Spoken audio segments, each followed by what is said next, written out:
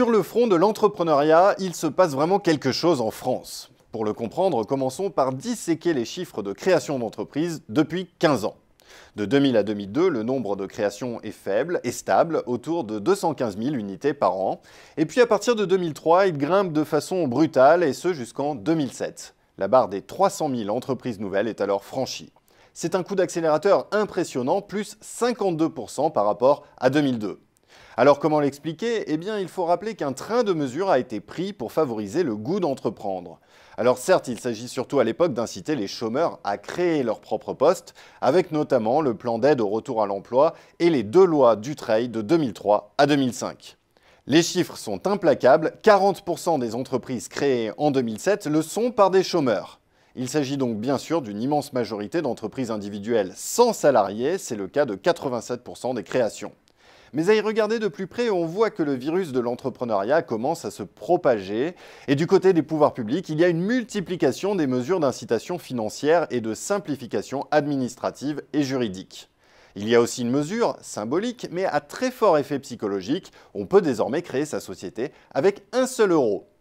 Avec le déclenchement de la crise, 2008 fait figure d'année de transition. Les créations restent en hausse, mais ralentissent nettement. Toutefois, il faut bien avoir en tête qu'à ce moment-là, une partie des créateurs prêts à se lancer au second semestre ont retardé leur projet afin de bénéficier du nouveau statut d'auto-entrepreneur qui entre en vigueur le 1er janvier 2009. D'ailleurs, cette année 2009, c'est l'année charnière. Les créations explosent et atteignent le niveau record de 583 228 unités, soit plus 77% en un an seulement. Ce statut d'auto-entrepreneur provoque donc un véritable raz-de-marée.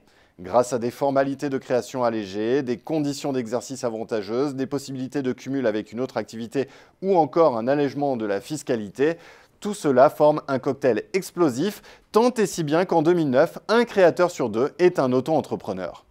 Alors certains diront que notre thermomètre de l'entrepreneuriat est cassé. C'est vrai, il faut maintenant deux courbes distinctes pour décrypter les créations d'entreprises. L'une globale, que vous suivez depuis le début, mais vous l'aurez compris, elle surestime l'entrepreneuriat en agrégeant désormais aux vrais, entre guillemets, créateurs d'entreprises, une partie de la population, étudiants, chômeurs, retraités, salariés d'une autre société et même fonctionnaires, à la recherche d'un revenu complémentaire. Mais il y a plus. À y regarder de plus près, on sent bien sur le terrain que le virus de l'autonomie se diffuse. Une part d'auto-entrepreneuriat, certes difficile à mesurer, représente une vraie volonté d'indépendance. Il faut donc bien en déduire que la seconde courbe, qui mesure les créations d'entreprises traditionnelles, sous-estime la volonté d'entreprendre et le changement de culture en France. Certes, les créations d'entreprises traditionnelles baissent de 2009 à 2012, mais la dynamique d'auto-entreprise aidant, les créations globales passent, elles, le cap des 615 000 en 2010. Et comme la création sous le régime d'auto-entrepreneur s'effectue à de très rares exceptions près sans personnel, 94% des créations totales se font sans salariés. C'est un record.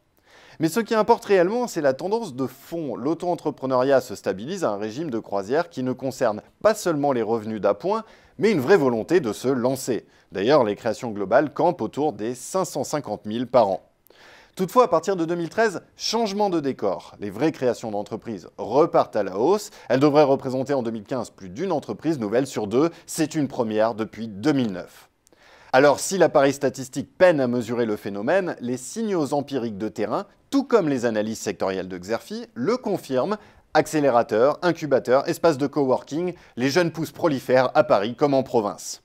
Les jeunes rêvent de moins en moins de devenir fonctionnaires ou salariés d'une grande entreprise et un peu plus d'aventures entrepreneuriales.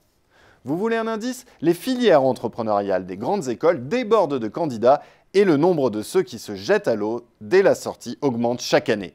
Alors oui, le regard des jeunes sur l'entreprise a bel et bien changé.